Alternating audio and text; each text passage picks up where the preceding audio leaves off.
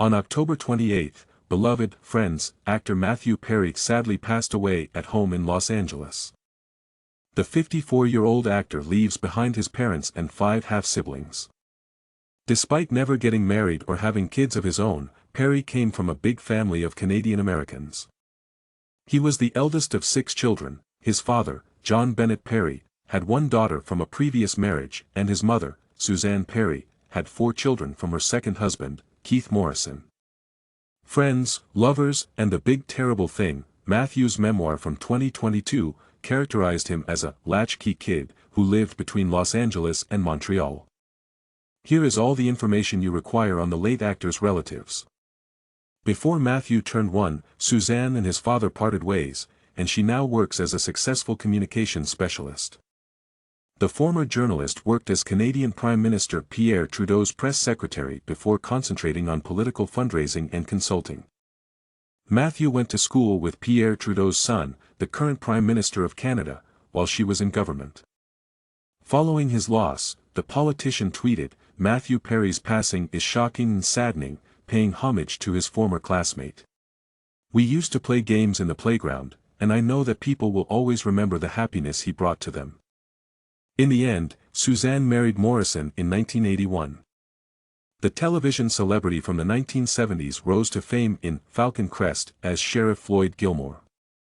Before making a brief appearance on Friends, he went on to star with his son in the 1997 film Fools Rush In, portraying Matthew's father. His decades-long career as a sailor in the Old Spice advertisements during the 1970s and 1980s is arguably his most notorious part. In 1981, John remarried wife Debbie Boyle following their divorce from Suzanne. Since 1995, Matthew's stepfather has been employed by NBC's Dateline, a crime drama. Despite having 4 children with Suzanne, the reporter, who has known the sitcom star since he was 10, always talked highly of his remarkable stepson. He's a compelling, gifted, and determined character. He has a great mind. He continued, that was always the case when he was growing up. That guy was him. Morrison further disclosed that during Matthew's hospitalization in 2018 due to a colon rupture brought on by years of opiate usage, he was there to provide assistance. He told the publication, "I think it was good for everybody that we were able to be with him a lot of the time through that." In addition, Morrison has a son named Michael from a prior union. In 1981, Suzanne and Keith welcomed Caitlin, their daughter, into their family. In his memoir, Matthew talked about his oldest sister and explained that he became a big brother when he was a preteen, which inspired him to create a family. After that, Emily, Will, and Madeline arrived. "I like playing silly games, watching them, and playing games with all of them. The sound of a child laughing is the most beautiful sound on earth." Despite his instant love for Caitlin, he acknowledged that there were moments when he didn't feel like he belonged. "I grew up surrounded by a family, but I didn't really feel like I belonged there. That's when the inappropriate conduct began," he wrote. Caitlin appeared in the 2000 film The Whole 10 Yards, suggesting that she tried her hand at acting alongside her brother. She has no additional noteworthy credits to her name, and not much is known about her activities in the years that have passed. Matthew did, however, disclose that after his mother and stepfather had another kid, things at home got harder. "The situation at home has only gotten worse." In his memoir, he stated, "My mom had a wonderful new family with Keith. When Emily showed up, she was adorable and blonde. And like Caitlin, I fell in love with her right away.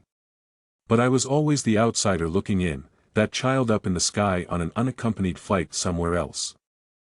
Emily and her elder brother appeared in public on a few occasions throughout the years, notably at the Whole 9 Yards premiere in Los Angeles. In 1987, Will, Suzanne and Keith's third child together, was born. In Matthew's narrative, Will received special recognition when he thought back on his siblings' influence during every stage of his life. "Not only at a hospital bedside, but also in Canada and Los Angeles as I tried to crack them up with my patter. My sisters' and brothers' faces shadow my parents and both of them beaming at me," he wrote. "None of them ever failed to deliver on their promises to me, not even once. If you can, visualize such love." Madeline, Suzanne and Keith's fourth child, was born in 1989.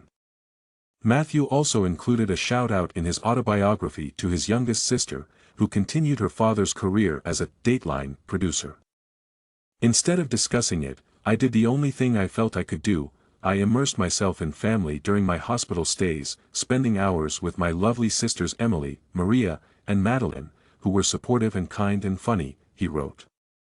In 1986, Maria Perry was born to Matthew's father and Debbie Boyle, his second wife.